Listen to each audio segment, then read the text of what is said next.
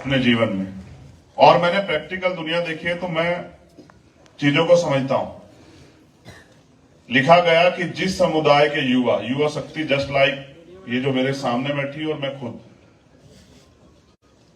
जिस समुदाय का युवा जीते जी उस समुदाय के हक अधिकारों मान सम्मान की लड़ाई नहीं लड़ता, वो समाज पे कलंक होता है अगर वो ऐसा नहीं कर रहा। यानी कि वो जीते जी भी मरे हुए के समान होता। और जिस समाज की युवा शक्ति अपने हक अधिकारों, स्वाभिमान, सम्मान और तरक्की की लड़ाई लड़ती है, वो मरकर भी अमर हो जाती है, जस्ट लाइक रोहित वेमुला। ये उदाहरण है हमारे पास। इसलिए हमें लड़ाई को छोड़ के नहीं भागना है, हमें लड़ाई को लड़ना, फोर्स के साथ लड़ना है। अब तो सोशल मीडिया और तमाम तरह के प्लेटफॉर्म है, हम अपनी आवाज को उठा सकते हैं, बोल सकते हैं, चिल्ला सकते हैं। भारत में डेमोक्रेसी का सबसे बड़ा फायदा अगर कोई उठा रहा है कॉन्स्टिट्यूशन का, तो बंगारू दत्तात्रेय उठा रहा है। अगर डेमोक्रेसी नहीं होती तो कोई धूल चाट रहा होता हमारे हाथों। सीरियसली बता रहा हूं, संविधान का सबसे बड़ा फायदा वो उठा रहा है। अगर राजतंत्र होता तो रोहित का ये भाई बताता उसे कि बंगारू दत्तात्रेय की असली जगह कहां है।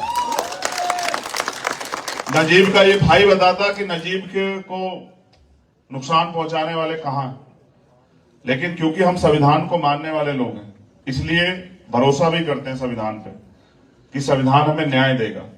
और कहा गया है कि न्याय हमारा जन्मसिद्ध अधिकार है। कॉन्स्टिट्यूशन ये कहता है, कॉन्स्टिट्यूशन ये भी कहता है कि जाति, धर्म, समुदाय, लिंग के आधार पे कोई भेदभाव नहीं होना चाहिए। लेकिन हो रहा है, सत्ता में बैठे गए लोग कर रहे हैं। न्याय जन्मसिद्ध अधिकार है, लेकिन कहां मिल रहा है बताओ। जिसको न्याय दिलवाने के लिए आज हम लोग यहां हैं और लड़ रहे हैं, उनकी एफआईआर तो मुझे बताया साथियों ने कि कहीं है ही नहीं, और जो न्याय के लिए लड़ रहे थे उन पर मुकदमे हैं। यहां की सरकार से बात मुझे बताया गया, हम लोग बात करेंगे। अगर वो वास्तविकता में बीजेपी विरोधी होने की बात करती है तो उनको हम लोग प्रयास करेंगे कि वो हमें सुने और ये मुकदमे खत्म करें हमारे साथियों के, जो उनके ऊपर जबरन मुकदमे लगाए गए। और अगर यहां की सरकार भी ऐसा नहीं करती तो उनसे भी टकराएंगे हम लोग। फिर हम यहां के चीफ मिनिस्टर को भी चैन से नहीं बैठने देंगे अपने घर में, अगर हमारे भाई जिस तरह से परेशान घूम रहे हैं, अन्याय भी उनके साथ हुआ और उनको ही जो है सहना पड़ रहा है। वो कोर्ट में जाते हैं और उनको जो है समन भी आते हैं, लेकिन जिन्होंने किया वो तो खुलेआम घूम रहे हैं। तो हम प्रयास करेंगे, और वास्तविकता में अगर सरकार विरोधी है उस विचारधारा की, जो असमानता की विचारधारा है, तो सरकार को ये खुद से करना चाहिए था।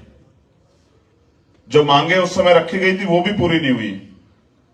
असल में सरकार के लोगों को भी लगा होगा कि ये लोग ज्यादा दिन चिल्लाएंगे नहीं, मगर उनको एहसास नहीं कि रोहित बीज था, वो फल फूल नहीं था, वो बीज था। जो